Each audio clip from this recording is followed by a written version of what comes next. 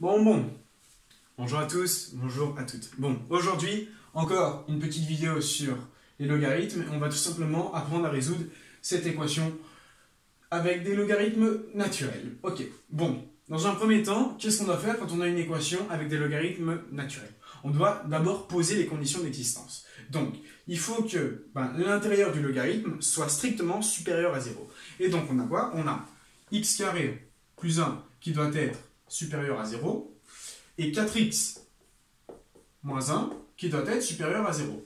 Ok, donc x carré plus 1 qui est supérieur à 0, qu'est-ce qu'il va y avoir? Il va y avoir que x carré doit être supérieur à moins 1, et donc, tous les nombres respectent cette condition, d'accord? Si j'ai x carré plus 1, x carré sera toujours positif. Si j'ajoute un nombre positif, je suis toujours positif. Du coup, on a que x pour la première condition appartient à tous les nombres, à l'ensemble des réels, d'accord? Donc x appartient à l'ensemble des réels. Super.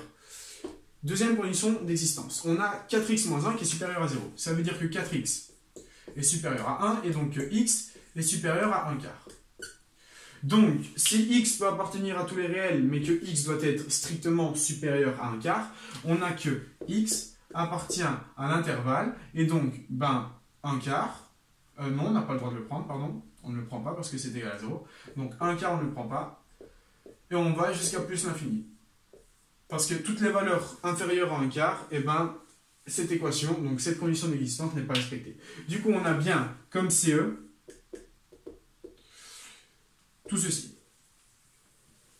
Ok, et donc maintenant, on va résoudre notre équation logarithmique, même si ça se dit pas encore, je sais pas. Bref, bon, ici on a 2 fois le log de 2, et ici on a le log de 4x moins 1. Et tout simplement, on peut passer le nombre qui multiplie en exposant, et donc j'obtiens que le logarithme de x carré plus 1, plus, et donc le logarithme de, donc 2 au carré, on peut tout simplement écrire que c'est 4, ok, est égal au logarithme de 4x moins 1.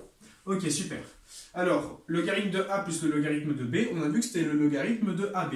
Et donc, j'ai que le logarithme de x carré plus 1 fois le logarithme de, et donc, plus, pardon, le logarithme de 4, c'est le logarithme de x carré plus 1 multiplié par 4. D'accord? Et donc, tout ceci, c'est égal au logarithme de 4x moins 1.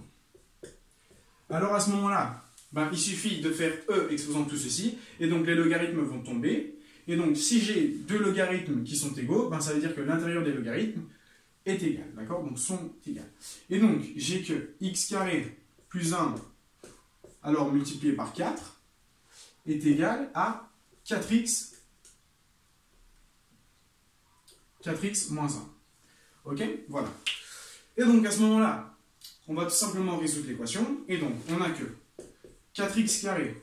Alors, mon plus 4x, je le passe de l'autre côté, il devient moins 4x. Ici, j'ai quoi? Je vais avoir plus 4. Plus 4, et ici mon moins 1. Mon moins 1, il va devenir plus 1, et donc j'ai plus 5. Ok? Qui est égal à 0.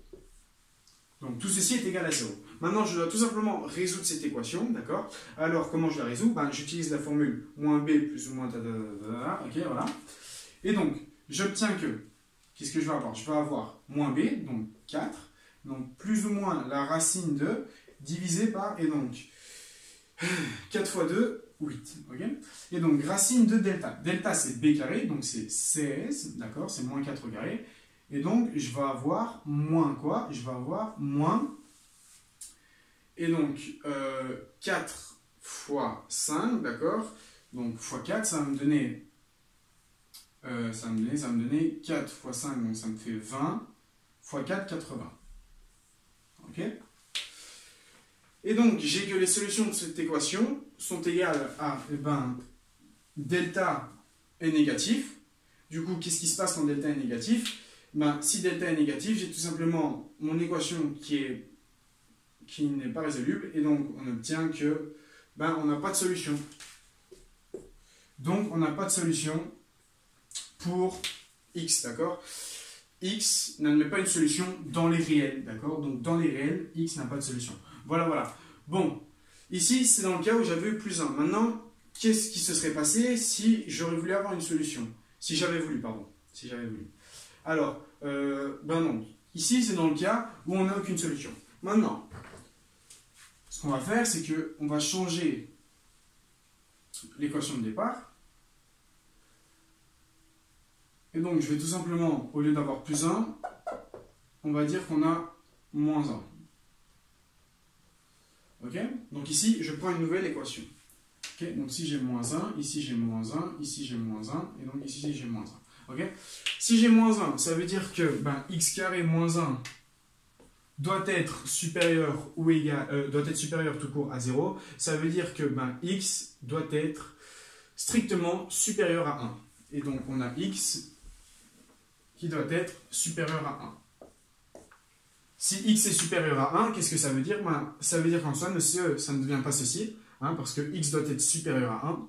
Si x doit être supérieur à 1, on n'a que, donc, l'intervalle change, et donc je n'ai plus 1 quart, mais j'ai bien 1. Ok? Ok, à ce moment-là, je résous mon équation. Donc, toujours le même, ok? On a x carré moins 1, et donc je multiplie par 4. Ici, ça va me donner moins 4. Si je fais passer mon moins 1 de l'autre côté, ça va devenir plus 1, et donc j'ai moins 4 plus 1 qui nous fait moins 3. J'essaye de résoudre ceci, et donc j'ai moins b, donc 4, plus ou moins, divisé par, et donc 2a, donc divisé par 8.